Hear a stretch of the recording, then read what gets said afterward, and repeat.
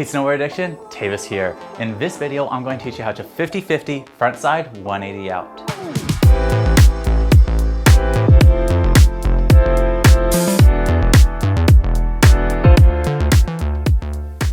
In order to 180 out of a feature, you're going to need something called counter rotation. This technique helps you generate rotation while staying balanced on the feature. Counter rotation is when you rotate your upper body and then snap your lower body back aligned, resulting in rotation. Because rails are smooth, you can't grip onto them.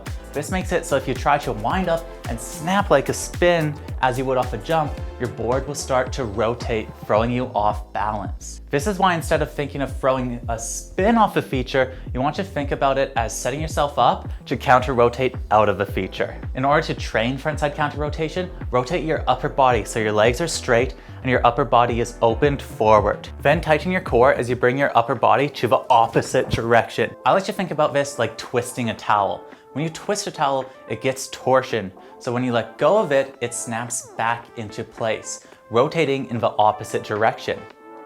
This is what we want to achieve with every counter rotation. Wind up and snap back. You can tell when counter rotation is used because it makes it so the rider's arms wrap around their body. You'll see this in hundreds of tricks, and the more you need to push counter rotation, the more your upper body will twist. The key to a 50-50 frontside 180 out is making sure you're in your correct body position by the end of the feature. The most common mistake is trying to set up your body position too early. This is why you need to make sure you have no continued rotation when getting onto the feature.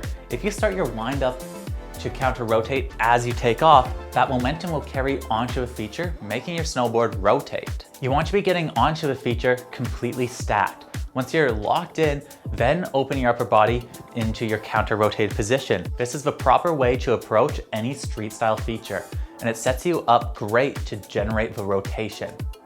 When shifting your body from stacked to counter rotated, you generate a bit of rotation through the motion. If you time your counter rotation motion, so you're continuing the motion until you snap off the end of the feature, that'll help you carry your momentum, making the 180 easier to get around. You're not trying to throw your body into this position, just think of this momentum as a little bonus of hitting your counter rotation timing correctly. At the end of the day, the most important part of this trick is to be in the proper counter rotated position at the end of the rail. If you carry a bit of momentum with your timing, that's super nice. But as long as you're in the correct position at the end of the feature, you'll be able to counter rotate a frontside 180 around. It's actually way easier to spin off rails than it is boxes, especially round rails. This is because they give you more angles to push off of and grip, making it easier to rotate your upper body while keeping your board locked into the rail. When using your counter rotation on a rail, it's important to keep your weight stacked over the balls of your feet. To do this, maintain a slight bend in your legs while keeping your center of balance steady.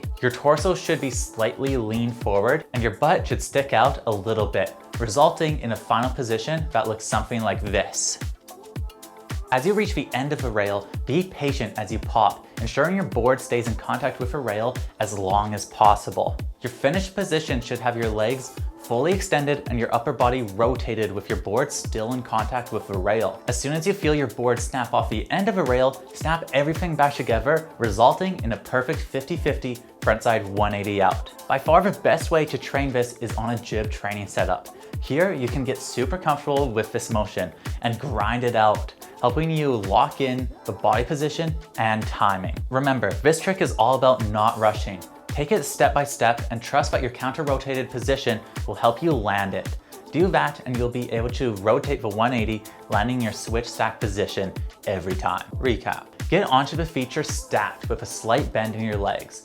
Once locked in, rotate your upper body, keeping your weight over the balls of your feet. Snap off the end, keeping your board in contact with the feature. Snap everything back into place, land stacked, and ride away. I'm Tavis from Snowboard Addiction, and our goal is to improve your riding.